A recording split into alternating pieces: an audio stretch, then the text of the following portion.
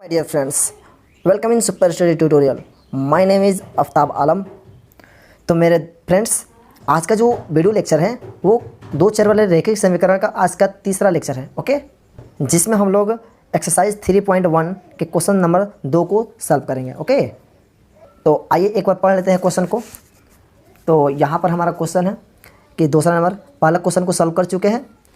तो दूसरा क्वेश्चन है, क्रिकेट टीम के एक कोच ने 3900 रुपये में 3900 रुपये में 3 बल्ले तथा 6 गेंदें खरीदी, ओके। यानी कि इतना रुपये में 3 बल्ला खरीदा है, 6 को गेंद खरीदा है।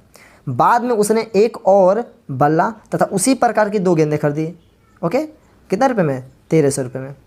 तो पहले तो 3 बल्ला 6 गेंद खरीदने में उसको 3900 रुपये देना पड़ा, और अब एक और बल्ला खरीदा है और 2 गेंद उसी प्रकार खरीदा है, तो 1300 रुपये दे रहा है। तो हमको क्या करना है, इस सिचुएशन को हम लोग को एक बीजगणितीय और ज्यामितीय रूप में व्यक्त कर देना है, जैसे कि क्वेश्चन नंबर 1 को हम लोग सॉल्व किए हैं। उसी तरीके से इसको भी एक समीकरण के रूप में धारण देना है और उसको ग्राफ के रूप में व्यक्त करना है। तो आइए इसको सॉल्व करने की कोशिश करते हैं। देखिए, इस क्वेश्चन में 3 बल्ला खरीदा है। तो 3 बल्ला खरीदा है तो पहले हमको एक बल्ला का दाम पता होना चाहिए।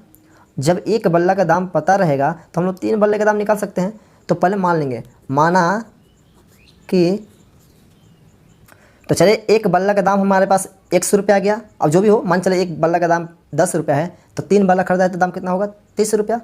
उसी तरीके से एक गेंद का दाम मान चले यहाँ पर y रुपये हैं, तो यानी कि जितना भी अगर गेंद खरीदा होगा उसमें क्या करेंगे? मल्टीप्लाई कर देंगे, एक बल्ला का दाम यदि पता हो, ओके। तो एक बल्ले का दाम है 100 रुपये और एक गेंद का दाम है y रुपये। हमको पता नहीं है तो हमको 100 y मानना पड़ेगा, ओके। अब चलिए देखिए, प्रश्न के जो पहला भाग है वो बोला है कि 3 बल्ला खरीदा है और 6 गेंदे। तो एक बल्ला का दाम है 100 रुपया, तो 3 बल्ले का दाम कितना हो जाएगा? 3x। उस जोड़ना है क्योंकि दोनों को मिला के पैसा दिया है ना। और एक गेंद का दाम है y रुपया, तो कितना गेंद खरीदा है? 6 गेंदे खरीदा है, तो 6 गेंदे का 6y हो जाएगा और इक्वल टू 3900 रुपया। तो ये हमारा हुआ। हम चाहे तो यहाँ पर से 3 कॉमन कर सकते हैं, तो x + 2y इक्वल टू 3900 रुपये। ये 3 से कैंसिल हो जाएगा, तो x + 2y equal to 3 × 1 = 3, 3 × 3 = 9 and 1300 रुपये। ये हमारा इक्वेशन 1 हो जाएगा, ओके। आप इसको ऐसे भी लिख सकते हैं, x + 2y - 1300 इक्वल टू 0। इस तरीके से आप लिख सकते हैं। तो ये हमारा जो है इस फॉर्म में होगा a1x + b1y + c1 equal to 0। ये हमारा 2 चर वाले रैखिक समीकरण का एक जनरल रूप है, ओके। अब प्रश्न के जो दूसरा भाग है, प्रश्न के दूसरे भाग से ये क्या बोल रहा है कि बाद में उन्होंने एक और बल्ला खरीदा है। कितना बल्ला खरीदा है? एक और बल्ला। तो एक बल्ला का दाम है 100 रुपये, तो एक बल्ला का दाम 1 से रहेगा। और कितना गेंदे खरीदा है? तो 2 गेंदे खरीदा है, 2y, ओके। इन दोनों का जो दाम है वो कितना है? 1300 रुपये। तो अब आप लोग यहाँ पर ऑब्जर्व कीजिए, यहाँ पर देखने की कोशिश कीजिए, ये इक्वेशन और ये इक्वेशन दोनों क्या है? सेम है। क्या है? सेम है। तो आप ग्राफ इसका खींचे या इसका खींचे, दोनों का ग्राफ क्या मिलेगा? एक स्ट्रेट लाइन मिलेगा। क्योंकि हम लोग क्लास 9th में पढ़ चुके हैं कि जब हम रैखिक समीकरण का ग्राफ खींचते हैं तो उसका जो ग्राफ मिलता है वो एक सीधी रेखा मिलता है। अगर हम इन दोनों समीकरणों का ग्राफ को खींचने की कोशिश करेंगे तो एक ही रेखा मिलेगा, ओके। यानी कि दोनों के दोनों क्या होगा? रेखा समपाती होगा। आप लोग चाहे तो इसका रेशियो भी निकाल कर देख सकते हैं, यानी कि क्या होगा? समपाती। चलिए हम इसको ग्राफ पर खींच कर देखते हैं कि क्या दोनों का जो रेखा है वो एक ही मिल रहा है कि अलग अलग मिल रहा है। तो मैं तो श्योर हूँ कि इन दोनों का यानी कि रेखा क्या होगा? एक ही मिलेगा, क्योंकि एक ही समीकरण है, किसी का खींच लो, ओके। तो यही 2 हमारा समीकरण है, एक ये और एक ये, ओके। दोनों सेम ही है। किसी एक को भी लेकर हम क्या कर सकते हैं? ग्राफ खींच सकते हैं। अगर दोनों को भी आप लोग अलग अलग वैल्यू लेकर खींचेंगे तो एक ही ग्राफ आएगा। तो हम एक ही ले लेते हैं। समीकरण 1 के लिए x + 2y equal to 1300, okay. 2y equal to 1300 अब -x, okay. y equal to 1300 अब -x अब बटा में 2। अब यहाँ पे एक बॉक्स बनाएंगे। ये तो हम लोग जानते हैं, क्लास 9 से पढ़ते आ रहे हैं, ओके। चलिए ये बन गए तैयार, x और ये y, ओके। देखिए यहाँ पे जो वैल्यू हम रखेंगे x का, वो थोड़ा बड़ा बड़ा रखेंगे, क्योंकि बड़ा हमारा दोनों को जोड़ने में बड़े अंक आ रहा है, ठीक है ना। छोटा 1 2 रखेंगे तो बहुत साइज बड़ा हो जाएगा। तो हम यहाँ पर मान लेते हैं x इक्वल टू लिखेंगे, जब x इक्वल टू 300 मान लो, ओके। तो y इक्वल टू कितना आ जाएगा? y इक्वल टू कितना है? 1300 माइनस एक्स, तो एक्स की जगह तो 300 मान लिया है, तो मान लीजिए अपन 2, तो 13 में से 300 घटेगा तो 1000 होगा अपन 2, कैंसिल होने के बाद 500 आ जाएगा। कितना आएगा 500। तो यहाँ पर हम लिख सकते हैं इसके पॉइंट को, एक्स का वैल्यू 300 रखे तो वाई का वैल्यू कितना आ गया 500, ये वाला हो गया। उसी तरीके से लिखेंगे जब x इक्वल टू, आप यहाँ पर 100 मान लीजिए तो 1200 होगा, 1200 में 2 से भाग लग सकता है आराम से 100, तो y इक्वल टू कितना हो जाएगा 1300 और माइनस 100 इक्वल टू 2, यानी 1200 और बटा में 2, कैंसिल होने के बाद 600 आएगा। तो x का वैल्यू 100 तो y का वैल्यू कितना आया हमारा 600।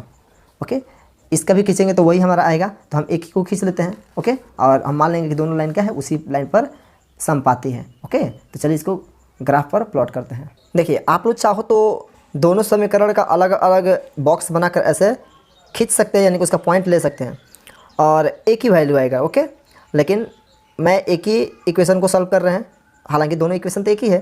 ओके, तो इसके लिए हम एक स्केल लेंगे और ग्राफ कॉपी लेंगे। ओके, और इस पर कोई एक मोटा लाइन को सिलेक्ट कर लेंगे और देखेंगे माइनस वाला तो वैल्यू नहीं है, तो माइनस वाले की ओर जगह कम ही छोड़ेंगे और प्लस वाले की ओर थोड़ा ज़्यादा रखेंगे। ओके, तो एक मोटा लाइन लेकर हम इसको ड्रॉ कर लेते हैं, ऐसे हो गया, और एक वर्टिकल लाइन ले लेते हैं।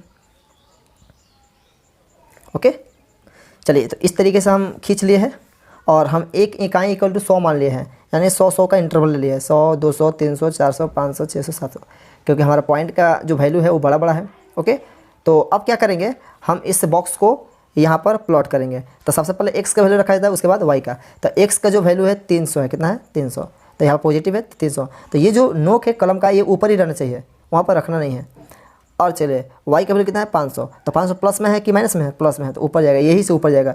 देखिएगा y के सामने 500 कहाँ है, तो यहीं पर है, तो इस पॉइंट को हम लोग ले लेंगे और यहाँ पर लिख सकते हैं हम लोग कितना 300 अकामा 500, इस पॉइंट का नाम। ओके, उसी तरीके से x का वैल्यू जो है 100 है, तो 100 है और y का वैल्यू 600 है, तो 600 जो है प्लस में है, तो प्लस वाला के जो ऊपर जाता है प्लस, तो यहाँ 600 देखिए कहाँ सामने इसके 600 यहाँ पर है, कहाँ है यहाँ पर, तो ये वाला पॉइंट जो है 600 हो गया, तो यहाँ पर 100 अकामा 600 कर लेंगे। ओके, तो अब यहाँ पर 2 पॉइंट मिला है, इसी 2 पॉइंट को हम लोग क्या कर देंगे, मिला लेंगे ऐसे।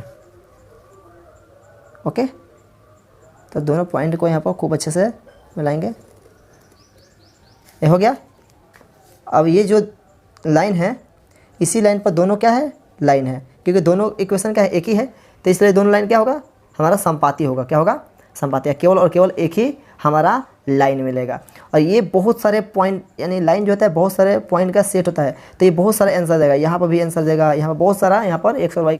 तो इस तरीके से यहाँ पर इक्वेशन का नाम भी लिख सकते हैं लोग, यानी कि 3x + 6y minus 3900 equal to 0, क्योंकि इसका भी ग्राफ यही पर आएगा। ओके, इस इक्वेशन का भी, और इसमें कॉमन ले लेंगे x + 3y minus 1300 equal to 0, इसका भी ग्राफ यही होगा। ओके, दोनों लाइन का ग्राफ एक ही पर होगा। आप लोग चाहे कोई भी पॉइंट ले लीजिए, इसी लाइन पर वो सारा का सारा पॉइंट आएगा।